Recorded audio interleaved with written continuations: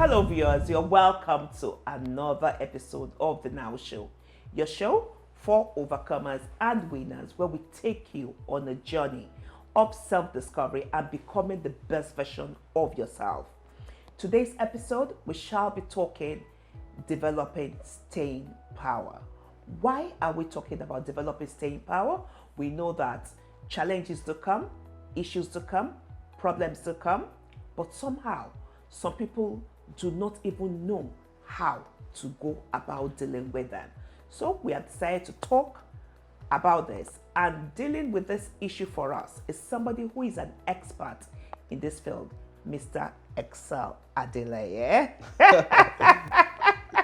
Thank you so much. You are welcome again to the Now Show, Thank Mr. you for having me. Adeleye. I feel opportune to be here. Thank you for doing this with us and I for appreciate it. liberating people. Yeah. Because what you do is actually a liberation of souls, a liberation of individuals. Thank you. And we bless God for people like you. Thank you, man.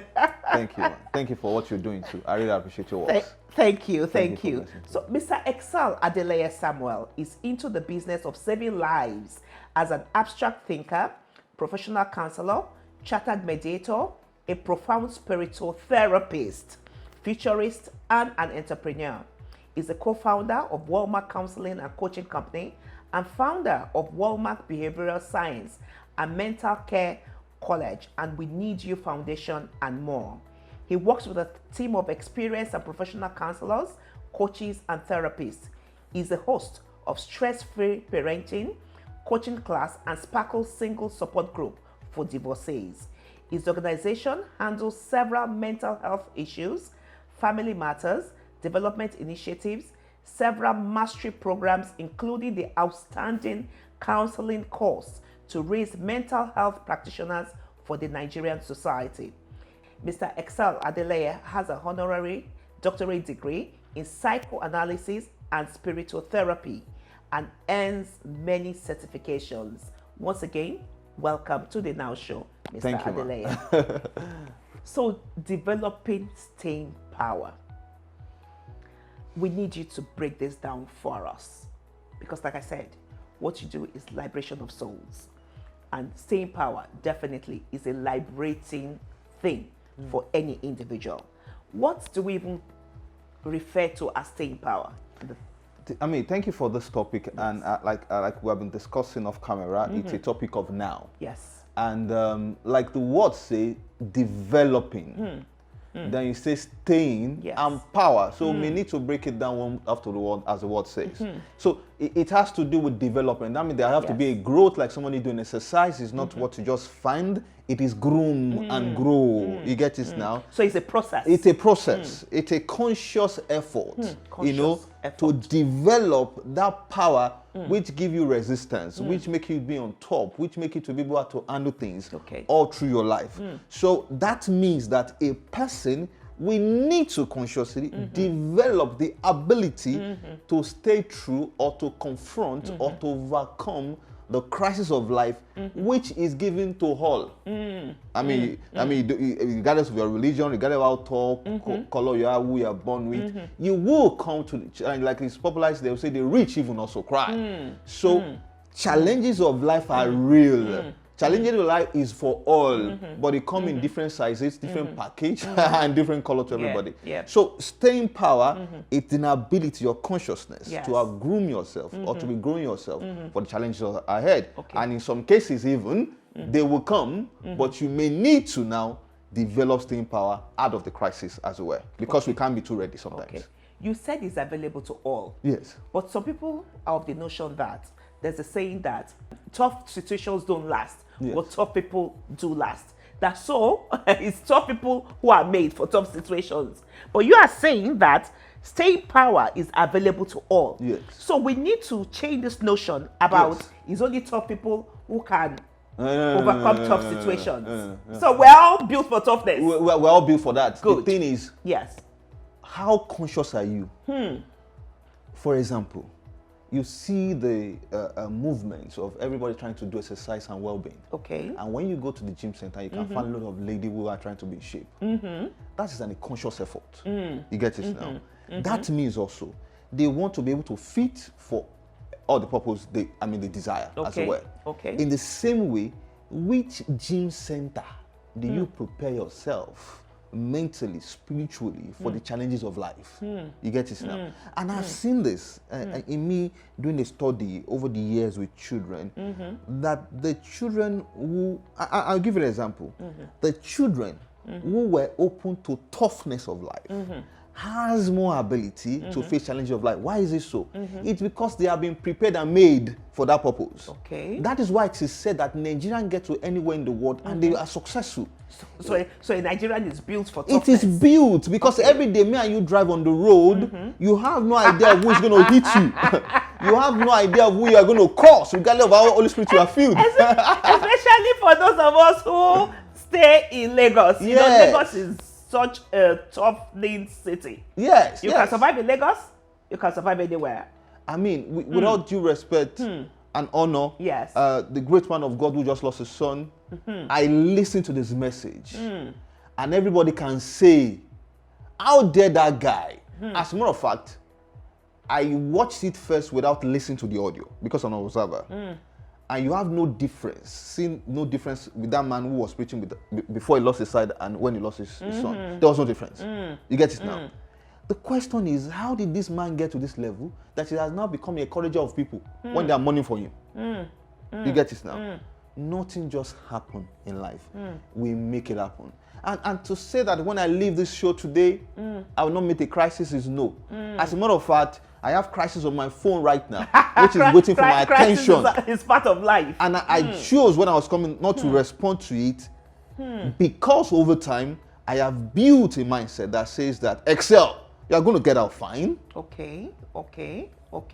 So developing staying power is us having that mindset that crisis would come. Yes. But we should always know that we're going to come out of it. Let me make one very practical. You're not just holding to the issue of mindset. Okay. I remember a time, as a matter of fact, I could not afford to pay rent of my flat. And being a person who has been in good relationship with my landlord, I had a discussion with him that, do you know what, Oga, I can't pay this rent. I have projects coming up. But this is my reality. I am facing financial hardship. I don't want to call it challenging. Financial hardship. So I remember one thing the landlady said to me. He said, Excel, you just behave like a white man. I said, what do you mean? He tried to be honest with his state and he said what he can do or not. And I said, this is my reality. I'm on a project. The project is going to big money. But now, as I speak, I can't. But this is what I want to bring out. I say, I remember walking out of that door that day. And I said to myself, everything I own or that is in this house, I will not need them again. Years to come. Now, when I look back, I didn't know why I said that. But I think I've over time built the consciousness that tomorrow is always better than today for me. I need you to come again on that. Tomorrow is always better than today. Always for better me. than today. It's always better. So, though the challenges are more, I remind myself again, your yesterday was bigger than before. That means your tomorrow is going to be greater than today. Your yesterday was bigger than your before. before. So your tomorrow is going to be greater than today. Bigger than today. Wow. Now, it's a consciousness that has gone into my subconscious that is beyond even when I'm facing challenges. It's who I've built there. So though I am fighting, I don't know what is happening, but that's what that man inside is saying, no, this is the outcome. And that is very, very critical. Because you know the truth, as I speak today, I have no assurance of the next hit or challenges that's going to hit me. So therefore, I have a mindset to say that another crisis is coming. I'm not one of them who just stay and pray against crisis. No. It was a time of ignorance. I call it uneducated spiritual, I call them uneducated religious people. That's enlightenment. So rather, I say to myself, the greatest or the error of prayer is to say, Lord, take these challenges away from me. I don't pray that prayer. No, that's the wrong prayer to do. Help me to deal with the challenge. Lord, yes, let me see the opportunity. And what you're trying to teach me and what I need to do here and now. Because the two that I need for the next level is in that challenges. Do you know the truth, ma? I'm one of the people that share opinion that there's one spiritual attack over my life. One father's family was pursuing me, or why is my destiny like that? I'm the firstborn child. Why is it always like that? My friend has gone far behind me, ahead of me. I am behind there. You know, I share those opinions, you know, and way forgetting that life was just taking me through my personal process as designed. One, two, that I was to learn a bigger lesson, to be a man of wisdom, because they say there's no story behind the glory and all that. So I dwell in all those petty things because I was saturating myself with petty thoughts, because I was living around or grooming around petty people who think in that direction. Wow. You get it now? Wow. Forgetting that even that you don't know God or you don't know man, you will go through your own challenges. So I had to change that mindset. So your association also matters. Oh, it matters on crisis. You know that life is a process. I mean, you're going to have to live your own process. That is it. Let me give you a practical one. I had somebody years ago, they had accommodation problem also, and they had to chase them out of the house and all that. So they spoke to me and all that, and I said, okay, I think we can do something. Can you do this and all that? You can stay here for a while, we'll sort it out later, just take a rest with your family and all that. Then he said this, that they took part of their load to a friend's house. And the guy asked, are you sure you guys have not been derailing from serving, worshiping of God? When last even did you pay your tithe? You know, it's so sad when people have issues and we throw such things at them. Yes. As if challenges or issues are self-made. Nobody asks for challenges. Nobody asks for. Everybody wants to avoid problems. Avoid challenges. But if they come, they've come. We should not make it worse for people by throwing something they didn't do or something they must have done wrong at them. That even makes it worse. More difficult for the person to deal with. You know, because you're making them feel maybe it's something you've done wrong. Yes. Because we by creation or by religion, I think that's another staying power we need to develop. Exactly. Deaden, you know, every voice that comes, you know. No. So because we by creation or by religious grooming or by cultural grooming have made to know that there's a cause to everything you have done, or there is what you have done that is warranting this to happen to you. But forgetting that sometimes you may just drive out of your house and something just happened. Not you didn't plan it, you didn't do anything wrong, and something just happened. Forgetting that, I say, what do you do to a woman who just had miscarriage? I mean, did he do anything wrong? What did he do to a boy who was just born blind? Did he do anything wrong? What do you do for a woman who just had 3 children and her husband had just lost her children and her husband had to go? Did he do anything wrong? So we need also, what do you do to women who right now don't have a baby, and in all their family history, all of them have baby. They even have 2 or 3, but this one suddenly, I mean, can't conceive. What did he do wrong? After doing all the medical tests and everything was positive about her. So we need to change this orientation, because a lot of people also are taking that upon themselves. So when they ask you, and sir, let me also say this, man, that even that is worse in mental health issue, for people to feel self-condemnation about themselves and to be trying to root out other things to feel is a cause of their problem that they did. So self-forgiveness now become even worse to a lot of people, which is also a bigger problem. And guess what? Somebody somewhere will now help him or her to confirm it. I mean, it's true. You say, yes, I've been thinking about it, really. And they say they're wallowing and they're not seeing, they're not enjoying. Maybe someone that needs to adopt a child, for example, we're not saying, they say, you know, if you can't have your own child, this is whatever and all that. And I'm forgetting, maybe the next person need to adopt, need to be the president, or need to be the Secretary General of UN. I mean, they can just see all those kind of challenges. So for me, I don't pray, Lord, take away challenges out of my head, like Jesus did. And he just discovered, no, let this cup roll over me. And I said, no, let your will be done. So I'd rather say, God, what is life teaching me? What do you want me to see out of challenges? Because I've seen most times, even when you have some clients who are hard, you know, in dealing with them, they just become the one that gives you massive breakthrough. Or you use the tools that you are learned from there to go up. So it is more now changing our perception in pain. Okay. I know there's a perception to create before pain. Also, there's a perception to create out of pain. Okay. And also there's a perception also to create, to sustain, even when you're out of pain. You know, so to feel that you are out of challenges is not come. No, that's what you are born for. Okay. Okay. This is easier for somebody to assimilate. Yes. When the person is not going through any challenge. Yes. So for somebody who is in the middle of a crisis, who is in the middle of something they're dealing with, they're confused, they don't even know what to do. Yes. How do they develop staying power? Oh, I mean, I love the question, and we need to be more practical because somebody is there watching this. Yes. The first one I tell people is this: find your purpose. And I will explain this in a more simpler way. Okay. You see, I've discovered this over time after observing life, that your wife can leave you one day, either by divorce or by death. Your child can leave you one day, either choose to say you're not the father again, or one day you just lose the child. Children divorcing parents. I mean, there's a lot of that where children don't talk to their parents at all, and they live even in the same city, you know, and you get it. And there's some even that are living with themselves, but they're not together, and they know within themselves. And either by death, it happens. I mean, your job will leave you one day. It's either they sack you or you leave that job.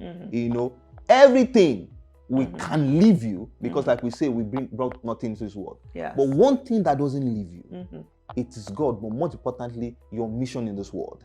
It is your first marriage. I tell people. Okay. Because that's when you are keep going, you remember why you're on this earth. You get it now, and that is why I say to people, marriage is not a determinant of happiness.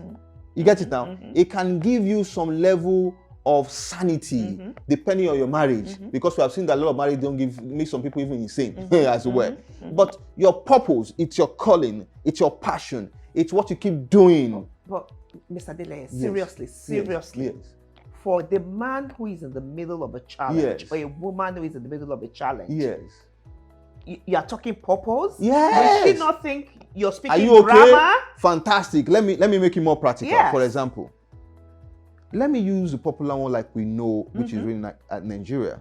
A great man who helped people and who God has sent to heal a lot of people. Suddenly also his son is in between two lanes. Is that he keep following that which is dear to his heart, beyond family, which is God one, or he swing into the issue of the family as well. He has two parallel lines to choose. And that is why those who have no purpose become more miserable in challenges. Right. Those who lack direction of life become more miserable because they are more confused, because the first confusion is that even they don't know what to do or where to go or what they have come to do. That is even worse than death himself on earth. So the second one they are seeing is just a confirmation that makes their life worse. So then you say a woman who lost his child says, "Donnie, you know what am I living for?" Do you know why? Because all he has been doing is to live for the child. What gets people to that stage where they say that, what am I living for? Yes. You know, and how do they deal with that kind of situation? You see, ma. Because we're hearing a lot of that's good people question. taking their lives, you know, easily. Yes, I mean, yes. It's let me say, like you said, when people said, "What am I living for?" Yes. Do you know why they asked that question? Is number one, they don't actually know what they are living for before. Then they don't know what they are living for. So questions are real state of the mind and your reality per time. So then they went probably to pick a job and to say, okay, at least I'm looking for it, but suddenly sack letter or there's a policy of the government that makes them lose the job. Then they're asking, what am I living for? Suddenly somebody take a loan, 20 million from the bank, and it fails. He says, what am I living for, really? Somebody suddenly just lose a child and is trying to manage the marriage, and he said, at least I'm living for this child. Suddenly you lose the child, and I said, really, what am I living for? So the question is that, what should you really be living for? Your purpose don't die. It doesn't divorce you, nor does it expire. Okay. so when you now discover your purpose, yes. So the next step is to do what? No, just flow in it. Just flow in it. It is a supernatural and mental enhancement for your persons. You get it now? That even when challenges come, you are still flying. You get it now? And regardless. You see, like, I don't know why I keep using this man, for example, which is an event. This man will not stop this his purpose. watch him in next 12 months, you will hear a bigger thing.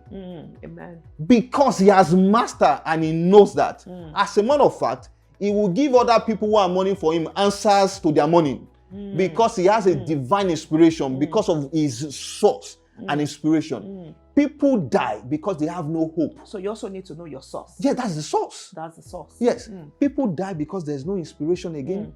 There's nothing to aspire for. They become hopelessness. Like they say, it's a state of hopelessness. And you know, death is actually in stages. There are people who die the physical death. That's it. You know, as a result of challenges. That is it. Maybe taking their lives but there are some people who even give up on life itself. That's also death in a way. Death. Yes, yeah. So how do you bring them out of this? I mean, I need you to enumerate on this different kinds of death. That people, you know, different stages that people go through. I would normally say that people die physical death, and that's a suicide. People die spiritual death when they have no clue and they can't connect to a higher power, and they know that they are just living. As much as a lot of religious people are like that. They're only saying that they are just doing ritual, but they have no connection, they have no interaction with a higher power. Wow. And the other one is the mental one. When you can't think right, your cognition patterns are distorted and all that. That is the mental death. That's one that become obvious, that this guy does not really smile. He sleeps on the bed and doesn't wake up. Sometimes he easily forget things and you don't know and all that. These are symptoms of depression that can now lead to suicide. You get it now? So I would rather say, do you know what? You have to equip yourself in these three things. For example, exercise is very good for the body. That's been proven that exercise helps your mental health. It keeps you alive. You know why it's also very good? Because every day you are looking up to do something. Depression keeps you down, not to look up to do something. But the exercise is that you look up to do something and you get yourself in activities, which is very important. Opposite, you staying down. The spiritual one is that the fact that you know that there's somebody somewhere that you talk to, or that gives you word, or that give you revelation, or you read something and you feel inspired, speaks to your spirit. And it has been discovered even in the mental health as now a cogent part of mental health, that meditation helps mental health. It has been now discovered that one of the fervent and strong therapy patterns is spirituality, which is meditation more. And yoga and all of that in that room, which has been discovered, helps in mental health. And more important also in mental health, the environment you live, you know, the people you put around you, and all of that helps in mental health. And the mental one is such that in our environment, we are even living in denial. That we are going through things. Now you can go to pray and you find and you are not inspired. Can you look for other things? For example, when a woman, I was going to ask you, because you mentioned therapy. At what point do I know I need intervention? Oh, fantastic! At the point that you start having feeling that something is wrong with you, and I will give you a practical one that's quite easy. When you feel you are having headache. And your headache persists 3 days after using paracetamol. Paracetamol without humility, can you talking to a friend and you still don't feel all right? Or you go to church and you worship, you don't feel all right. And you have tried those little things I call paracetamol. Then it's time for you to see an expert, like a woman who is having uncomfortable pain in pregnancy. It is time. It's saying this pain is consistent for 3 days. Let me see a doctor, like they will say. After 3 days, if the if symptoms persist, see a doctor. And that's the way also emotionally and psychologically. See a doctor. So what you can now do, if my symptoms persist, I need to seek somebody like you out. Just seek. And at least the first thing anybody who's a professional will do for you is to do what they call assessment. Which we call you going to do your blood test, for example, or walking into any diagnostic center to do a test of your body or X-ray if you fell. So you first do an assessment. The assessment, mental or psychological assessment, I'll call it, will reveal what is wrong with you. Is it a deep depression? Is it just some level of anxiety? Is it just some level of fear? Is it some level of concern? Is it trauma of the past that you have not dealt with? Is it even, it will help you to reveal what is really wrong with you. And the good thing about it is that you can connect the dot to dot when they are giving you the feedback. You get it now? But like we know, we do even in physical health, we wait, bam, until crisis happens. So tell me the truth. Do I need to incorporate therapy into my development of? For me, I think it should be a lifestyle. The same way I'm an advocate of do your medical checkup every year. I mean, so with staying power, I should have a therapist. Okay. You get it now. Okay. At least you know that I have somebody to call right now to talk with. And sometimes it's not necessary. I think our people still have this ideology about it's a big, huge thing and all that.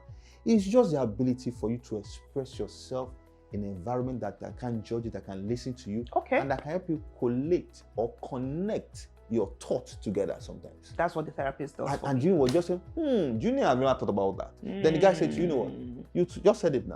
Yeah. But I never knew that was what I was saying. Oh, I see that's a problem now. And do you know what I discover every time? Anytime people come into session, just to come and talk, they find, do you know what? I feel light. Do you know, I just feel light now and all that. And they go. We have even some people who say, do you know what? I want to stay or I want to sleep even. Because I just feel light. And that is what the environment, like you going for spa. And when you go, your body is massaged. That's why you don't feel good. So my spa session with my therapist. I mean, mental spa. That's called mental spa. Mental spa. Yes. Wow, Mr. Adeleye, you know, we could go on and on and on, but you know, we're limited by time. And I know that definitely someone somewhere would have picked up 1 or 2 tips from our discussion, because at the end of the day, we all need to develop this staying power in order to become better versions of ourselves that God has created. We have something that we do on the Now Show, which, you know, we have what we call the last word, something that you want to leave our viewers with, even if they don't remember everything we've discussed. So your last word for now, Mr. Adeleye. My last word will be challenge is real. Challenge will confront you regardless of how good, bad, or you are. It is just normal, and you have to accept it as a normal. However, you have to tell yourself, normality has come to make me a greater person and not a less person of myself. There's no shame in life. It's the name you call it. You get it now? And stop feeling it's a shame. Stop feeling that you have condemned. Even the people in this world who have killed people have come out well and become a better person, where some didn't and all that. So accept it as your reality. Accept it as what you have no control over, but you are going to do something by being on top of it. Give you what it takes. And when you need help, be humble to go for help and accept help. And when you see people who are ready to help you, embrace it. But tell yourself, you are going to come out to be the person also who is going to help other people. That is the way to go, and that will help you. Thank you. Wow, you heard it all. Challenges will come. You need to develop that staying power in order for you to be an overcomer and a winner. Until we come your way again on the Now Show, this is your usual host, Abosede Oza Osho, signing off with Mr. Excel Adeleye. Thank you so much, Mr. Thank you, man, Adeleye. for this opportunity. Wow. Don't forget to like this video. And if you haven't, subscribe to the Now Show channel today and hit the notification bell so that you do not miss any video that is uploaded. Thank you for watching.